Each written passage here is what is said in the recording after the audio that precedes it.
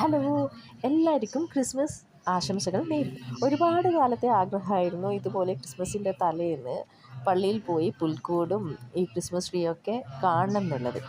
അതേതായാലും ഈ കൊല്ലം സാധിച്ചു. ശരിക്കും പറഞ്ഞാൽ നല്ല അടിപൊളി വൈബായിരുന്നു. കാരണം ഒടുക്കത്തെ തണുപ്പാണ്.